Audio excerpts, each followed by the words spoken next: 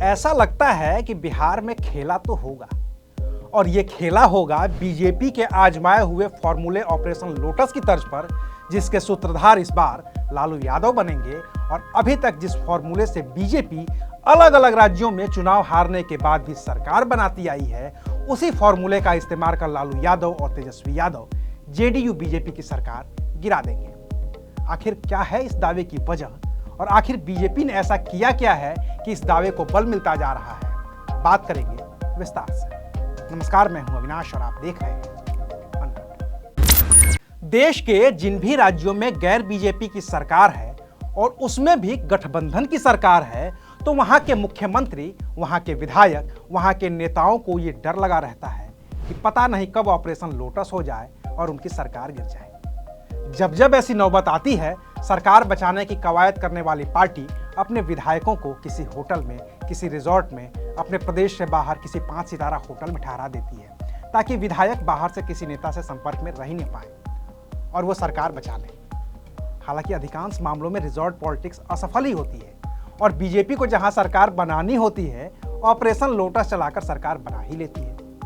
महाराष्ट्र इसका हालिया उदाहरण है, जहां हर कोशिश के बावजूद उद्धव ठाकरे अपनी सरकार नहीं बचा सके और एकनाथ शिंदे ने उद्धव को गच्चा देकर बीजेपी के साथ मिल सरकार बना ली। लेकिन बिहार में खेल थोड़ा उल्टा हो गया है। अभी हाल ही में नीतीश कुमार ने पलटी मारकर बीजेपी का साथ लिया और चंद घंटे सत्ता से दूर रहने के बाद फिर से मुख्यमंत्री बन गए। अब उन्हें बहुमत साबित करना है और आंकड़ों के लिहाज से नीतीश कुमार के पास बहुमत है, क्योंकि नीतीश कुमार के पास खुद के 42 विधायक हैं और बीजेपी के 78 विधायक उन्हें समर्थन दे रहे हैं। लेकिन 12 फरवरी को जब फ्लोर टेस्ट होगा, तो विधायकों को सदन में मौजूद रहकर नीतीश कुमार के समर्थन में वोटिंग करनी होगी।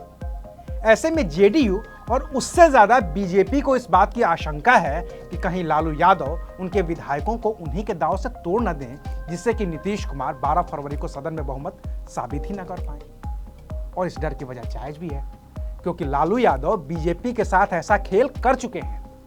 यह खेल हुआ था साल 1990 में, तब जब लालू यादव जनता दल में थे और वो पहली बार बिहार के मुख्यमंत्री बने थे। तब केंद्र में जनता दल की ही सरकार थी और विश्वनाथ प्रताप सिंह प्रधानमंत्री थे। उन्हें बीजेपी भी समर्थन दे रही थी और लेफ्ट पार्टियां भी। इस बीच बिहार में हुए विधानसभा चुनाव में कांग्रेस को विधानसभा की कुल 324 सीटों में से महज 71 सीटों पर ही जीत मिली थी। जनता दल को 122 सीटें मिली थी और बीजेपी के पास 39 विधायक थे। बीजेपी ने जनता दल को केंद्र में समर्थन दिया ही था, तो राज्य में भी समर्थन दे दिया और 10 मार्च 1990 को लालू यादव बिहार के मुख्यमंत्री बन गए।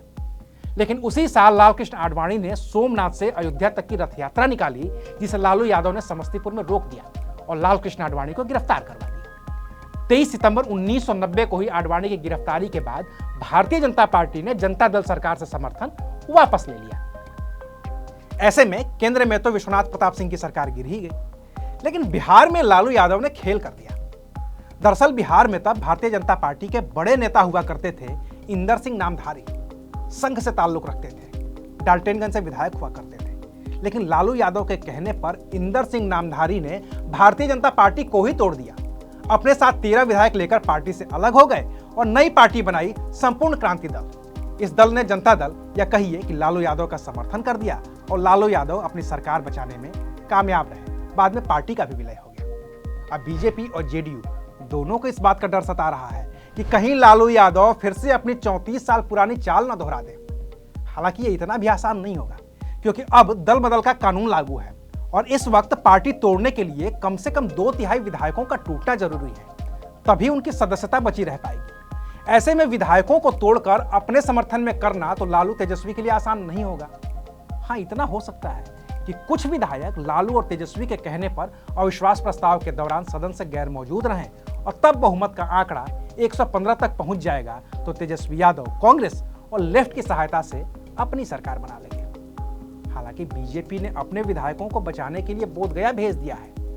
वहीं जेडीयू के नेता और बिहार सरकार में मंत्री श्रवण कुमार का दावा है कि जदयू विधायकों को लालच दिया जा रहा है और कहा जा रहा है कि विधानसभा अध्यक्ष अवध बिहारी चौधरी किसी भी विधायक की सदस्यता नहीं जाने देंगे। बाकी कहानी तो आरजेडी नेता और विधानसभा अध्यक्ष अवध बिहारी चौधरी की भी है, जो फिलहाल विधानसभा के अध्यक्ष हैं और 12 फरवरी को नीतीश कुमार के फ्लोर टेस्ट से पहले उनके खिलाफ अविश्वास प्रस्ताव भी आने वाला है। अगर अवध बिहारी चौधरी के खिलाफ अविश्वास प्रस्ताव पास हो जाता है तब तो कोई खेला नहीं होगा, लेकिन अगर अवध बिहारी चौधरी विधानसभा अध्यक्ष बने ही रहते हैं तो फिर बिहार में बहुत बड़ा खेला होगा और ये खेला 1990 में लालू यादव के खेला से भी बड़ा होगा। अभी के लिए शुक्रिया, आप देख रहे थे।